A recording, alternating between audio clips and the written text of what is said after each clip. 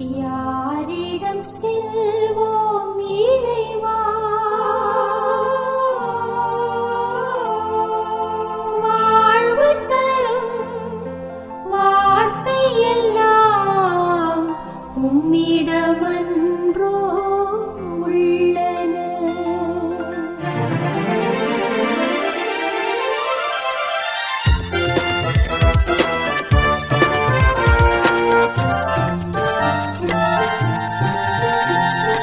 யாரிடம் செல்வோம் இறைவா, வாழ்வு தரும் வார்த்தை எல்லாம் உம்மிடமன்றோ உள்ளன. யாரிடம் செல்வோம் இறைவா, இறைவா, இறைவா, இறைவா, இறைவா.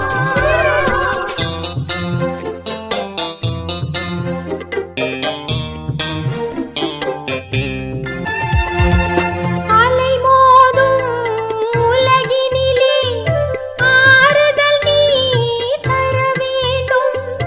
அலைமோதும் உலகினிலே ஆறுதல் நீ தர வேண்டும். அண்டி வந்தோம் அடைக்கலம் நீ, அண்டி வந்தோம் அடைக்கலம் நீ. ஆதரித்தே அரவணைப்பாய், ஆதரித்தே அரவணைப்பாய். சங்கீதம் 41:1 சொல்லுகிறது, சிறுமைப்பட்டவன் மேல் சிந்தை உள்ளவன் பாக்கியவான், தீங்கு நாளில் கர்த்தர் அவனை விடுவிப்பார். ஆமென்.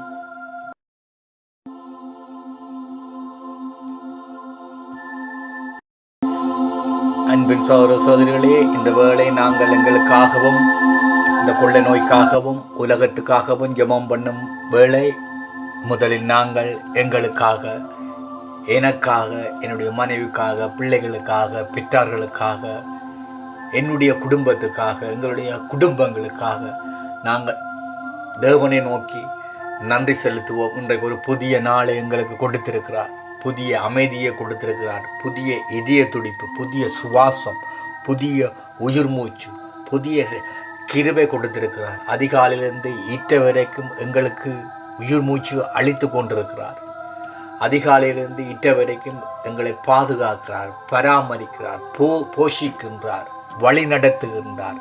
களஞ்சியங்கள் குறைந்து விடாதபடி எங்களை அவர் பாதுகாக்கிறார். அன்பின் சகோதர சகோதரிகளே, அது மட்டும் இல்லாமல் இன்று உலகத்திலே எத்தனையோ நாடுகள், எத்தனையோ குடும்பங்கள், எத்தனையோ மக்கள் பசியினாலும் பட்டினியாலும் வாழுகிற இந்த வேளையிலே அன்பின் சகோதர சகோதரிகளே, அவர் எங்களுக்கு தேவைக்கு அதிகமாக போஷித்து பராமரித்து பாதுகாத்து வழிநடத்தி விடுகிறார். அந்த நன்றியை, அந்த நன்றி உணவை நாங்கள் முழு இருதயத்தோடும், முழு ஆன்மாவோடும், முழு பலத்தோடும் கடந்து செல்வோமாக. சங்கீதம் 103:9 இப்படி சொல்லுகிறது, அவர் எப்பொழுதும் கடிந்து கொள்ளார், என்றென்றைக்கும் கோபம் கொண்டிரார். தேவன் எப்பொழுதும் எங்களை கடிந்து கொண்டிராத தேவன், எப்பொழுதும் கோபம் கொண்டிராத தேவன், எங்கள் மேல் இரக்கம் உள்ளவர். அவர் எப்பொழுதும் எங்களிடமிருந்து நன்றியை அவர் எதிர்பார்த்து கொண்டிருக்கிறார். எப்பொழுது ஒரு மனிதன், ஒரு குடும்பம் என்னை நோக்கி, ஆண்டவரே என்னை ஏற்றுக்கொள்ளும், என்னை மனமாற்றத்துக்குள் கொண்டு வாரும் என்று சொல்லி அவர் எங்களை காத்து கொண்டிருக்கிறார். எங்களுக்காக அவர் தன்னுடைய வருகையை தாமதித்துக் கொண்டிருக்கிறார் என்று சொல்லி வேதம் கூறுகிறது. அன்பின் சகோதர சகோதரர்களே, எங்களுக்காக நாங்கள் மன்றாடுவோமாக. அன்பின் பரலோக பிதாவே, அன்பின் தகப்பனே, இரக்கம் உள்ளவரே, உமக்கு நன்றி செலுத்துகிறோம் ராஜா. அப்பா, காலையிலிருந்து தகப்பனே இட்ட வரைக்கும் எங்களுக்கு உயிர் மூச்சு அளித்து கொண்டிருக்கிற தயவுக்காக தகப்பனே உமக்கு நன்றி செலுத்துகிறோம் ராஜா. வெளியிலே சென்று நாங்கள் மீண்டும் வீடு வந்து சேரும் மட்டும் எங்களோட உயிருக்கோ உடலுக்கோ எதுவித ஆபத்துகளும் வராமல் தகப்பனை பத்திரமாக எங்களை கொண்டு வந்து வீடு செய்த தயவுக்காக உமக்கு நன்றி செலுத்துகிறோம் ராஜா.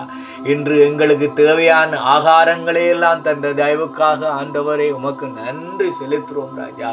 அப்பா, எங்களை நீங்க அளவுக்கு அதிகமாக போஷித்து பராமரித்து பாதுகாத்து வருகின்ற தயவுக்காக உமக்கு நன்றி செலுத்துகிறோம் ராஜா. ஒவ்வொரு நாளும் அதிகாலையில் இருந்து நாங்கள் படுக்கைக்கு செல்லும் மட்டும் உலக நாடுகளிலே நடக்கின்ற மரணங்களையும் பாதுகாப்பில்லாத வாழ்க்கை முறைகளையும் நாங்கள் கேட்டுக்கொண்டு இருக்கிறோம் தகப்பனே. ஆனாலும் தகப்பனே, எங்களுக்கு அந்த வாதை, அந்த கொள்ள நோய் எங்களை தீண்டி விடாதபடி தகப்பனே எங்களை நீங்கள் பாதுகாத்து கொண்டிருக்கிற தயவுக்காக உமக்கு நன்றி செலுத்துகிறோம் ராஜா. நன்றி செலுத்துகிறோம் ராஜா. போக்கிலும் பரத்திலும் உங்களோடு கூட இருந்ததற்காக தகப்பனே உமக்கு நன்றி செலுத்துகிறோம் ராஜா. இரக்கமுள்ள தகப்பனே உமக்கு நன்றி செலுத்துகிறோம் ராஜா. எங்கள் மேல் கருணை உள்ளவரே உமக்கு நன்றி செலுத்துகிறோம் ராஜா. வானத்து பறவைகளை பாருங்கள், அவைகள் விதைப்பதும் இல்லை, அறுப்பதும் இல்லை, களஞ்சியத்தில் சேர்த்து வைப்பதும் இல்லை, அவைகளுக்கு கூட பரமபிதா போஷிப்பாரண்டா. அதிலும் பார்களும் நீங்கள் விசேஷித்தவர்கள் என்று சொன்ன தகப்பனே, அதன்படி அந்த வாக்கு தத்தத்துக்கு அமைவாக தகப்பனே எங்களை நீங்கள் போஷித்து பராமரித்து பாதுகாத்து வருகிற தயவுக்காக உமக்கு நன்றி செலுத்துகிறோம் ராஜா. அப்பா, உம்மை நோக்கி மன்றாடும்படியாக, உம்மை நோக்கி நாங்கள் துதிக்கும்படியாக, உம்மை நோக்கி நாங்கள் பாடும்படியாக, உம்மை நோக்கி நாங்கள் சோத்திரம் சொல்லும்படியாக தகப்பனே அப்பா எங்களுடைய மனதிலே ஆண்டவரை ஒரு மாற்றத்தை கொண்டு வந்த தயவுக்காக உமக்கு நன்றி செலுத்துகிறோம் ராஜா. அப்பா, நீங்கள் எங்களோடு இருக்கிறீர்கள் என்பதை நாங்கள் உணரும்படியாக இந்த கொள்ளை நோய் காலங்களிலே தகப்பனே எங்களை நீங்க பாதுகாத்த தயவுக்காக உமக்கு நன்றி செலுத்துறோம் ராஜா. நன்றி செலுத்துறோம் ராஜா. அப்பா, இந்த கொள்ளை நோய்கள் என்னையோ எங்களுடைய குடும்பங்களையோ தீண்டி விடாதபடி தகப்பனே, இரக்கமுள்ள தகப்பனே அப்பா, உம்முடைய கரங்களினாலே எங்களை மூடி பாதுகாத்து வருகிற தயவுக்காக நன்றி ராஜா. எங்கள் மேல் நீர் கோபம் கொள்ளாமலும் எங்களை கடிந்து கொள்ளாமலும் மிட்ட வரைக்கும் நீங்கள் எங்களை வழிநடத்தி எங்களோடு கூட இருக்கிறதை நாங்கள் நினைத்து பார்க்கும் பொழுது ஆண்டவரை எப்படி உமக்கு நாங்கள் நன்றி சொல்வது என்று தெரியாமல் இருக்கின்றது ஆண்டவர். அந்த அளவுக்கு ஆண்டவரை நீர் எங்கள் மேல் இரக்கம் உள்ளவராக, தயவுள்ளவராக, கருணை உள்ளவராக இருக்கின்றீர் தகப்பனே. இந்த நாளிலே எனக்கும் எங்களுடைய குடும்பங்களுக்கும் செய்த அனைத்து நன்மைகளுக்காக தகப்பனே, எங்களுக்கான, எங்களுடைய குடும்பங்களுக்கான, எனக்கான இந்த நன்றி ஜெபத்தை உம்முடைய கரங்களுக்கே தந்து ஒப்படைத்து நிற்கின்றோம் எங்கள் ஜீவனுள்ள நல்ல பிதாவே. ஆமேன், ஆமேன், ஆமேன். இந்த வேளை நாங்கள் உலகத்துக்காக தேவனை நோக்கி மன்றாடும் வேளை நாங்கள் உலகத்தை நோக்கி ஜெபம் பண்ணுவோமாக. அன்பின் சகோதர சகோதரிகளே, இன்று நாங்கள் முக்கியமான 4 விண்ணப்பங்களுக்காக நாங்கள் மன்றாடுக போகின்றோம். ஒன்று வைத்தியசாலைகளிலே அனுமதித்து விட்டு வீடுகளிலே ஏங்கி தவித்து கொண்டிருக்கிற ஒவ்வொரு குடும்பங்களுக்காகவும் நாங்கள் மன்றாடுவோம். அடுத்ததாக வைத்தியசாலையிலே உயிருக்காக போராடி கொண்டிருக்கிற ஒவ்வொரு நோயாளருக்காகவும் நாங்கள் மன்றாடுவோம். மூன்றாவதாக மரணத்தை சந்தித்து அந்த மரணத்தின் தாக்கத்திலிருந்து மீள முடியாமல் இருக்கிற ஒவ்வொரு குடும்பங்களுக்காக நாங்கள் மன்றாடுவோம். இந்த தொடர்புகளை இழந்து கணவனுக்கும் மனைவிக்கும் பிள்ளைகளுக்கும் குடும்பங்களுக்கும் இடையிலே தொடர்புகள் இல்லாமல் ஆங்காங்கே வேறு வேறு நாடுகளிலே இந்த கொள்ளை நோய் காலங்களிலே பிரயாணங்கள் தடைப்பட்டு இருக்கிற ஒவ்வொருவருக்காக நாங்கள் மன்றாடுவோம். அன்பின் சகோதர சகோதரிகளே, நாங்கள் ஒரு விசை யோசித்து பார்ப்போம். என்னுடைய குடும்பத்தில் ஒருவர் வைத்தியசாலையில் அனுமதிக்கப்பட்டிருந்தால், அல்லது என்னுடைய குடும்பத்திலே ஒருவர் வைத்தியசாலையிலே ஐசியு ஓட்டிலே உயிருக்காக போராடி கொண்டு இருந்தால், அல்லது என்னுடைய குடும்பத்திலே ஒரு மரண நிகழ்வு சந்திக்கப்பட்டால், அல்லது எங்களுடைய குடும்பத்திலே ஒருவர் தொடர்பு இல்லாமல் வேறொரு நாட்டிலே இருக்கும் பொழுது எங்களுடைய உணர்வு, எங்களுடைய கண்ணீர், எங்களுடைய வேதனை, எங்களுடைய கஷ்டம் எப்படி இருக்கும் என்று நாங்கள் உணர்ந்து பார்ப்போம். அதே உணர்வோடு நாங்கள் தேவனை நோக்கி மன்றாடுவோமாக. அன்பின் தகப்பனே, அப்பா ராஜா, உம்மிடம் வருகிறோம் தகப்பனே. அப்பா, இந்த வைத்தியசாலையிலே அப்பா அனுமதிக்கப்பட்ட ஒவ்வொரு நோயாளருக்காகவும் வருகிறோம் தகப்பனே. முழு இருதயத்தோடும், முழு ஆன்மாவோடும், முழு பலத்தோடும் அப்பா உம்மை நோக்கி மன்றாடுகிறோம் ஐயா. ஆத்ம பாரத்தோடும் மன்றாடுகிறோம் ஐயா. நானும் எனது வீட்டாரும் சுகமாக இருக்கிறோம் தகப்பனே. எங்கள் குடும்பங்கள் சுகமாக இருக்குதென்று தகப்பனே நாங்கள் இருந்து விட முடியாது. எங்களுடைய இருதயத்திலே ஒரு உணர்வை ஏற்படுத்தி மக்களுக்காக, அடுத்தவர்களுக்காக நாங்கள் ஜெபிக்கும்படியாகவும், உலகத்துக்காக உம்மை நோக்கி மன்றாடும்படியாகவும் தகப்பனே எங்களுடைய இருதயத்தை தூண்டிவிட்ட தயவுக்காக உமக்கு நன்றி செலுத்துகிறேன் ராஜா. அருள் தாரும் இயேசுவே. அப்பா, வைத்தியசாலையில் அனுமதிக்கப்பட்டவர்கள் குணமடைய அருள் செய்யும் அப்பா. அப்பா, இந்த வைத்தியசாலையிலே உயிருக்காக போராடி கொண்டிருக்கிற ஒவ்வொரு நோயாளர்களையும் அப்பா உம்முடைய கருத்திலே ஒப்படைக்கிறேன் ஐயா. அப்பா நோயாளரை வைத்தியசாலையில அனுமதித்து விட்டு பார்க்க முடியாத நிலை, பேச முடியாத நிலை, உறவாட முடியாத நிலை, சந்திக்க முடியாத நிலை, என்னுடைய உறவு வீடு வந்து சேருமா என்று தகப்பனே கண்ணீரோடும் வேதனையோடும் நிந்தையோடும் நெருக்கடிகளோடும் இரவு பகல் தெரியாமல் மன தாக்கத்தோடு செய்வது என்னென்று தெரியாமல் வாழ்ந்து கொண்டிருக்கிற ஒவ்வொரு குடும்பங்களையும் உம்முடைய கரங்களிலே ஒப்படைக்கிறேன் ராஜா. அப்பா இந்த கொள்ளை நோயினாலும் மேனிய காரியங்களாலும் மரணத்தை சந்தித்த குடும்பங்களே அப்பா உம்முடைய கரங்களுக்கே ஒப்படைக்கிறேன் ஐயா. கணவனை இழந்து, மனைவியை இழந்து, பிள்ளைகளை இழந்து, பெற்றார்களை இழந்து, உற்றார் உறவுகளை இழந்து, சகோதர சகோதரிகளை இழந்து தவித்து அங்கலாய்த்து கொண்டு நான் என்ன செய்வது, இனி எப்படி வாழ்வது, யாரோடு சேர்ந்து வாழ்வது, எனக்கு யார் உதவுவது, என்னை யார் பாதுகாப்பது, என்னை யார் வழி நடத்துவது என்று தெரியாமல் ஐயா எத்தனையோ லட்சக்கணக்கான குடும்பங்கள் ஆண்டவரே இந்த பூமியிலே ஆண்டவரே வாழ்ந்து கொண்டு இருக்கின்றதை நாங்கள் கண்ணார பார்க்கிறோம் ஐயா. ஊடகங்கள் மூலமாக அறிந்து கொள்கிறோம் தகப்பனே. அவர்களுக்கு உம்முடைய உலகம் கொடுக்க முடியாத சமாதானத்தை அப்பா அவர்களுக்கு கொடுக்க ஆண்டவரே இந்த கொள்ளை நோயினாலும் ஏனைய காரியங்களாலும் அப்பா தொடர்புகளை இழந்திருக்கிற ஒவ்வொரு குடும்பங்களுக்கும் இடையிலே அப்பா தொடர்புகளை ஏற்படுத்தி கொடுக்க. அவர்கள் இறந்து போனார்களா அல்லது அவர்கள் நோய்வாய்ப்பட்டிருக்கிறார்களா, அவர்கள் வைத்தியசாலையில் அனுமதிக்கப்பட்டிருக்கிறார்களா, உயிருக்காக போராடி கொண்டிருக்கிறார்களா என்று ஒரு தொடர்புமே இல்லாமல் ஐயா, ஒரு தொடர்பும் இல்லாமல் இருக்கிற ஒவ்வொரு குடும்பங்களையும் ஐயா உம்முடைய பாதத்திலே வைக்கிறோம் ஆண்டவரே. இரக்கம் கொள்ளுங்க ஆண்டவரே, தயவு கொள்ளுங்க ஆண்டவரே, தயவு கொள்ளுங்க ஆண்டவரே. அப்பா நாங்கள் இன்று சுகமாகவும் ஆரோக்கியமாகவும் எங்களுக்கு ஒரு இழப்பும் இல்லை, பாதிப்பும் இல்லை என்று நாங்கள் இருந்துவிட முடியாது என்ற மன பாரத்தோடு ஆண்டவரே உம்மை நோக்கி மன்றாடுகிறோம் ராஜா. இரக்கம் கொள்ளுங்க ஆண்டவரே, தயவு கொள்ளுங்க ஆண்டவரே. அப்பா அனைத்தையும் உம்முடைய கரங்களுக்கே தந்து ஒப்படைத்து நிற்கின்றோம் எங்கள் ஜீவனுள்ள நல்ல பிதாவே. ஆமேன், ஆமேன், ஆமேன். அன்பின் சகோதர சகோதரிகளே, இது வார்த்தைக்கான நேரம். என்னோடு சேர்ந்து எடுத்துக்கொள்ளுங்கள். சங்கீதம் 103. நாங்கள் கடந்த சில தினங்களாக சங்கீதம் 103 தியானம் செய்து வருகிறோம்.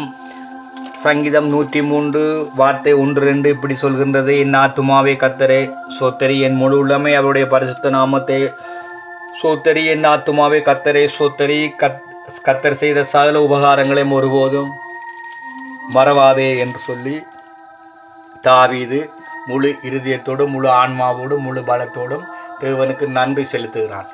ஏன் நான் தேவனுக்கு நன்றி செலுத்த வேண்டும் என்பதற்கு அவன் ஒரு சில காரணங்களை காட்டுகிறார்.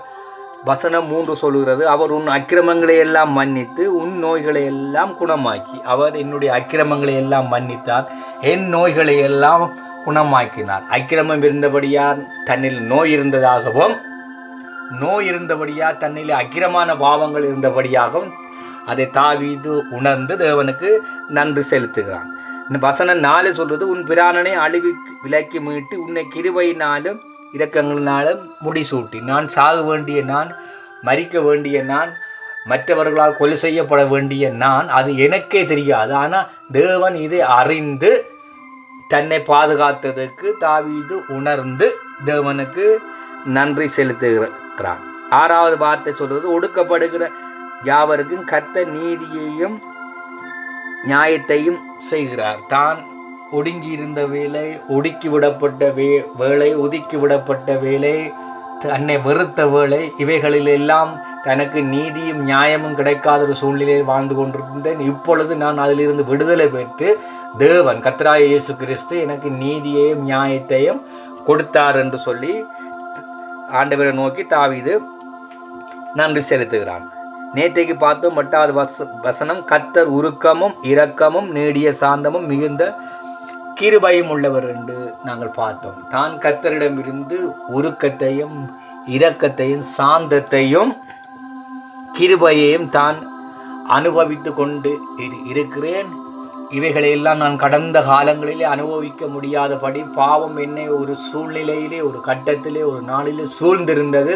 ஆனால் நான் இவைகளை இப்பொழுது தேவனிடமிருந்து அனுபவித்துக் கொண்டிருக்கிறேன் என்று சொல்லி அவன் தேவனை நோக்கி நன்றி செலுத்துகிறான். இன்றைக்கு நாங்கள் 9வது வார்த்தையை படிக்க போகிறோம். 9வது வார்த்தையை நாங்கள் தியானம் பண்ண போகிறோம். 9வது வார்த்தை இப்படி சொல்கிறது: அவர் எப்பொழுதும் கடிந்து கொள்ளார், என்றென்றைக்கும் கோபம் கொண்டிரார். அவர் எப்பொழுதும் கடிந்து கொள்ளார், என்றென்றைக்கும் கோபம் கொண்டிரார். இந்த வசனம் சொல்லுகிறது, என்றென்றைக்கும் தேவன் கடிந்து கொள்ளார், என்றென்றைக்கும் கோபம் கொள்ளார். அப்படி என்று சொன்னால் அவர் சில வேளைகளிலே தாவீதை கடிந்து கொண்டதாகவும், சில வேளைகளிலே அவர் கோபம் கொண்டிருந்ததாகவும், என்றைக்காவது ஒரு நாள் தாவீது மேலே கோபம் கொண்டு கடிந்ததையும் தாவீது இந்த இடத்திலே அறிக்கை பண்ணுகிறார். ஏனெனில் பத்சபாலின் பிரச்சனையிலே தேவனுக்கு தெரியாது என்ற ஒரு எண்ணத்திலே பத்சபாலோடு இவர் தகாத உறவு வைத்து வாழ்ந்து கொண்டிருந்த அந்த சூழ்நிலையிலே தாவீது ஒரு வேளை மனதிலே எடுத்து கொண்டிருக்கலாம், இது தேவனுக்கு தெரியாதுதானே, என்னை தேவன் கடிந்து கொள்ள மாட்டார், என்மேல் கோபம் கொண்டிருக்க மாட்டார் என்று சொல்லி தாவீது ஒரு வேளையிலே இப்படியான ஒரு எண்ணத்தை தன்னுடைய மனதிலே போட்டு வாழ்ந்து கொண்டு இருக்கலாம். ஆனால் கர்த்தர் ஒரு நாள் தாவீது தேவனுக்கு மறைமுகமாக செய்த பாவத்தை நாத்தான் மூலம் ஒரு நாள் கடிந்து கொண்டார். ஒரு நாள் தாவீதிடம் நாத்தானை அனுப்புகிறார். ஒரு நாள் நாத்தான் மூலம் தேவன் தாவீதை கடிந்து கொண்டார். ஒரு நாள் கோபம் கொண்டார். ஒரு நாள் பேசினார். ஒரு நாள் சந்தித்தார். தாவீது இதை உணர்ந்தான். நான் இஸ்ரவேலின் ராஜாவாக இருந்தும் அரசனாக இருந்தும் என்மேல் தேவன் இவ்வளவு அன்பு வைத்திருந்தும் நான் இந்த பாவம் தேவனுக்கு தெரியாது என்று சொல்லி நான் வாழ்ந்து கொண்டிருந்தேன். ஆனாலும் இந்த பாவம் தேவனுடைய சந்நிதிக்கு எட்டி இன்றைக்கு தான் ஒரு மனிதன் மூலம் கண்டிக்கப்படுவதையும் உணர்த்தப்படுவதையும் தேவன் தன்னை கடிந்து கொள்வதையும் கோபம் கொண்டிருப்பதையும் அவன் அறிந்து கொள்ளுகிறான், உணர்ந்து கொள்ளுகிறான். இவைகளையெல்லாம் தாவீது உணர்ந்து, தன்னுடைய பாவங்களை எல்லாம் உணர்ந்து, தன்னுடைய தவறுகளை எல்லாம் உணர்ந்து, அந்த பாவத்திலிருந்து விடுதலை பெறுவதற்காக அவன் பாவம் மன்னிப்பு பெற்று பாவம் மன்னிப்பு அடைந்து அவன் தேவனையே சார்ந்திருந்தான். அந்த தேவனையே சார்ந்திருந்து தேவனையே கொண்டிருக்கிற அந்த சூழலில தாவீதுக்கு அந்த தான் செய்த பழைய பாவங்கள், பழைய செயற்பாடுகள் எல்லாம் தாவீதுடைய கண்களுக்கு முன்பாக கொண்டு வரும் பொழுது அவன் தன்னுடைய இருதயத்திலிருந்து உணர்ந்து கொள்ளுகிறான். ஆண்டவர் அப்பொழுதும் கூட நான் தேவனுக்கு பிரியமில்லாத ஒரு பாவத்தில் விழுந்த பொழுதும் அவர் அப்பொழுது கடிந்து கொள்ளாமல் ஒரு மனிதன் மூலம் தான் உணர்த்தப்பட்டதையும் தான் அந்த பாவத்திலிருந்து விடுதலை பெற்றதையும் தேவன் அந்த வேளையிலே தன்னை கடிந்து கொள்ளாத சூழ்நிலைக்கும் நன்றி செலுத்தி அவன் தேவனை நோக்கி அறிக்கை பண்ணுகிறான். அன்பின் சகோதர சகோதரிகளே, அவர் இப்பொழுதும் கடிந்து கொள்ளார், என்றென்றைக்கும் கோபம் கொண்டிறார். என்றைக்காவது ஒரு நாள் அவர் என்னை சந்திப்பார், என்றைக்காவது ஒரு நாள் கோபம் கொள்ளுவார் என்று சொல்லி தாவீது நினைக்கவே இல்லை. ஆனாலும் ஒரு கட்டத்திலே, ஒரு சூழ்நிலையிலே தாவீது மீது ஆண்டவர் கோபம் கொள்ளுகிறார், தாவீதை கடிந்து கொள்ளுகிறதை நாங்கள் பார்க்கின்றோம்.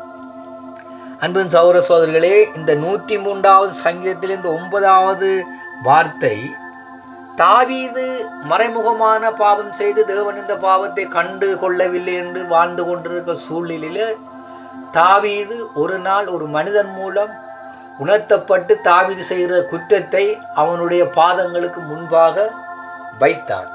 நாங்களும் பல வேளைகளிலே தேவனுக்கு இந்த பாவம் தெரியாது, கணவனுக்கு தெரியாது, மனைவிக்கு தெரியாது, பிள்ளைகளுக்கு தெரியாது, பெற்றோர்களுக்கு தெரியாது, படிக்கிற பாடசாலையிலேயே தெரியாது, நாங்கள் போய் வருகிற ஆலயங்களுக்கு தெரியாது, இப்படி என்று சொல்லி சூழ்நிலையிலே நாங்கள் வாழ்ந்திருக்கலாம். ஆனா இவைகள் யாவும் தேவனுக்கு தெரியும். தேவன் எங்களை நன்கு அறிந்திருக்கிறார். நாங்கள் எங்கே போகிறோம், எங்கே வருகிறோம், என்ன செய்கிறோம், என்ன பேசுகிறோம், என்னத்தை பார்க்கின்றோம் என்று சொல்லி தேவன் எங்களை நன்கு அறிந்திருக்கிறார். அன்பின் சகோதர சகோதரிகளே, அவர் எங்களுடைய பாவங்களை எல்லாம் அவர் நன்கு அறிந்திருக்கிறார்.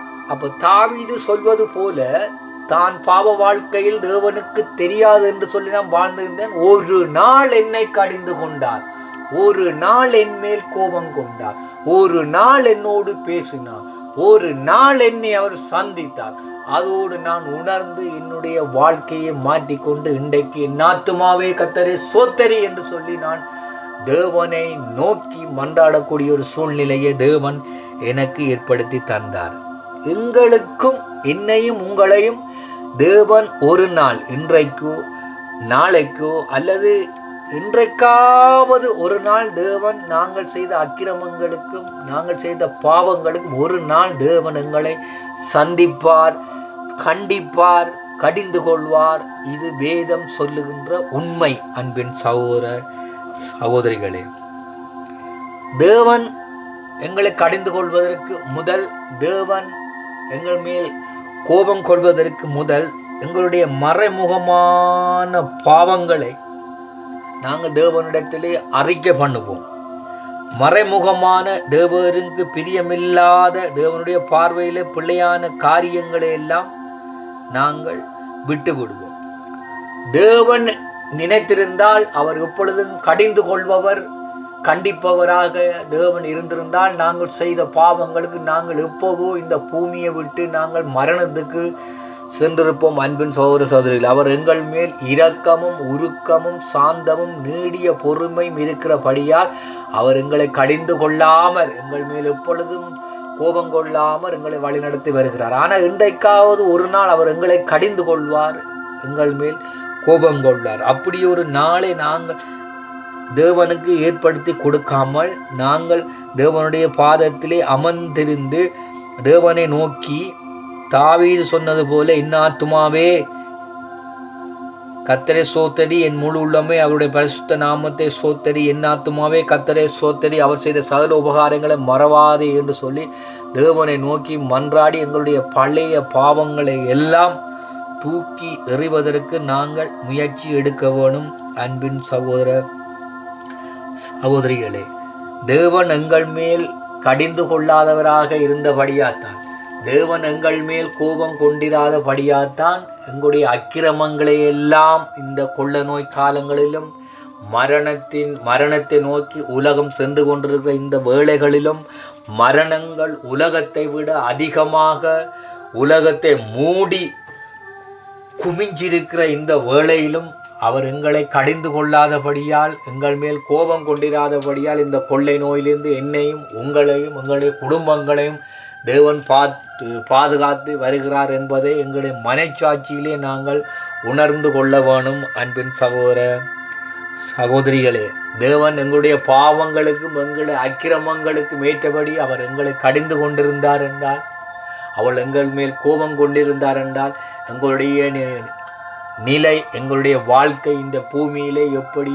இருந்திருக்கும் என்று சொல்லி இந்த வார்த்தை ஊடாக நாங்கள் யோசிக்க வேண்டும். அன்பின் சகோதர சகோதரிகளை, என்றைக்காவது ஒரு நாள் அவர் எங்களை கடிந்து கொள்வார், என்றைக்காவது ஒரு நாள் அவர் எங்களை சந்திப்பார், என்றைக்காவது ஒரு நாள் எங்களோடு பேசுவார், என்றைக்காவது ஒரு நாள் அவர் எங்கள் மீது கோபம் கொள்வார். அந்த நாளை நாங்கள் தேவனிடமிருந்து எதிர்பார்ப்பதற்கு முன்பாக நாங்கள் தேவனை நோக்கி எங்களுடைய இருதயங்களை நாங்கள் திருப்பிக் கொள்வோமாக, முடிவு ஜெபத்துக்கு போவோமாக. அன்பின் சகோதர சகோதரிகளே, கேட்கப்பட்ட இந்த வார்த்தைக்காக, கேட்கப்பட்ட இந்த சத்தியத்துக்காக தாவீது தன்னுடைய கடந்த கால வாழ்க்கையில் நடந்த சம்பவங்கள் எல்லாத்தையும் படிப்படியாக உணர்ந்து அவைகளையெல்லாம் தூக்கி எறிந்து அவைகளெல்லாம் விட்டு தேவனை நோக்கி அவன் பிரயாணம் பண்ணும் பொழுது அவனுடைய வழிகளிலே தேவன் ஏராளமான அற்புதங்களையும் அதிசயங்களையும் செய்தார் என்று சொல்லி இந்த சங்கீதம் கூறுகிறது. அன்பின் சகோதர சகோதரிகளை, நாங்களும் இந்த உலகத்தின் பாதைகள் ஊடாக, இந்த மரணத்தின் பாதைகள் ஊடாக, இந்த கொள்ளை நோயின் பாதைகள் ஊடாக நாங்களும் கடந்து சென்று கொண்டிருந்த அந்த வேளைகளிலே எங்களுடைய அக்கிரமங்களையும் எங்களுடைய பாவங்களையும் தேவன் மன்னித்து எங்களை இன்று இந்த கொள்ள நோய் ஆபத்துக்களிலிருந்து எங்களை விடுவித்து பாதுகாத்து வருகிறார் என்று சொன்னார். தேவன் எங்கள் மேல் உருக்கமும் இரக்கமும் நீடிய சாந்தமும் கொண்டிருக்கிறார் என்பதே உண்மை. இதை நாங்கள் உணர்கின்றோம். இதை நான் சொல்லி நீங்கள் அறிந்து கொள்ள வேண்டிய அவசியம் இல்லை. இந்த வார்த்தை சொல்லி நீங்கள் அறிந்து கொள்ள வேண்டியதில்லை. நீங்கள் உங்களோட உணர்விலே உணர்ந்து பாருங்கள். நான் ஏன் இன்று பாதுகாக்கப்பட்டிருக்கிறேன், என்னுடைய குடும்பம் ஏன் பாதுகாக்கப்பட்டிருக்கிறது, எப்படி பாதுகாக்கப்பட்டிருக்கின்றது என்பதை நாங்கள் எங்களுடைய உணர்விலே நாங்கள் உணர்ந்து பார்க்கும் பொழுதுதான் இந்த வார்த்தை உங்களோடும் என்னோடும் பேசும். அன்பு சகோதர சகோதரிகளே, இதை நாங்கள் உணராமல் ஏதோ நான் இந்த கொள்ளை நோய்க்கு நான் பாதுகாக்கப்பட்டேன், என்னுடைய குடும்பம் பாதுகாக்கப்பட்டது, நான் பாதுகாக்கப்பட்டேன் என்று அந்த உணர்வில் நாங்கள் இருக்கும் பொழுது இந்த வார்த்தை பேசப்படாது. இந்த வார்த்தை உங்களுடைய இருதயங்களை குடிகொள்ளாது. நாங்கள் எங்களுடைய ஆன்மாவிலே நினைத்து பார்க்க வேண்டும். நாங்கள் என்னுடைய குடும்பம் இன்றைக்கு சுகமாகவும் ஆரோக்கியமாகவும் பலமாகவும் இருப்பதற்கு தேவன் என்னுடைய அக்கிரமங்களை எல்லாம் மன்னித்து என் நோய்களை எல்லாம் குணமாக்கினார். அவர் இன்றைக்கும் கடிந்து கொள்ளார், அவர் இன்றைக்கும் கோபம் கொள்ளார். இந்த சூழ்நிலையில தேவன் இருக்கிறபடியாத்தான் இருந்தபடியாத்தான் இன்று நானும் நீங்களும் இந்த உலகத்திலே உயிரோடு வாழுகின்றோம். அன்பின் சகோதர சகோதரிகளே, நீங்கள் பார்த்தீங்கன்னா உலகம் பூராகவும் ஒவ்வொரு வீட்டுக்கு ஒன்றை விட்ட ஒரு வீட்டுக்கு அழுகையும் கண்ணீரும் நிந்தையும் நெருக்கடிகளும் சமாதானம் இல்லாத வாழ்க்கைகளும் அச்சங்களும் பயங்களும் மரணத்தை சந்தித்த இழப்பின் பாதிப்புகளும் இவைகளுக்கு மத்தியிலே குடும்பங்கள் எத்தனையோ இருக்கின்றன. செய்வது என்னவென்று தெரியாமல் இருக்கின்றன. ஆனாலும் தேவன் இந்த நாட்களில் எங்கள் மீது இரக்கம் தயவு கொண்டபடியா தேவனுக்கு நன்றி செலுத்தி அனைத்தையும் கர்த்தராகிய இயேசு கிறிஸ்துவின் பாதத்தை ஒப்படைத்து நிற்கின்றோம். உங்கள் ஜீவனுள்ள